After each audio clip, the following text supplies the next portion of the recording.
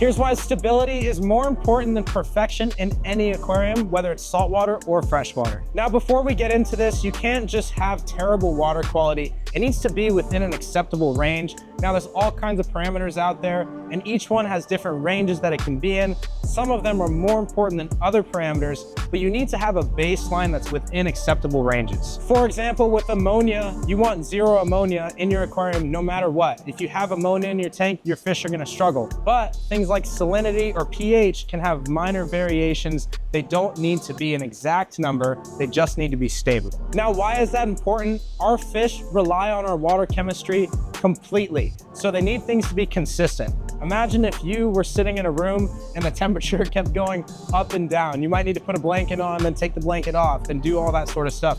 We have the luxury as mammals to be able to do that, but fish, they're entirely dependent on their environment, so it needs to stay consistent. So how could this apply to a reef aquarium, for example? In a reef aquarium, your alkalinity can be between 7 to 12 DKH. But it doesn't need to stay at, say, 8.3 all the time or 8.5 all the time. It just needs to be consistent. If it's going all over the place, then the corals won't get used to their environment. And the same applies to all of the other important reef parameters like calcium, magnesium, pH, and so forth. The biggest thing to remember is that all of these animals come from nature in very large volumes of water, and the water chemistry in those big volumes of water doesn't change very often. So that's why we need to keep our aquariums as consistent as possible.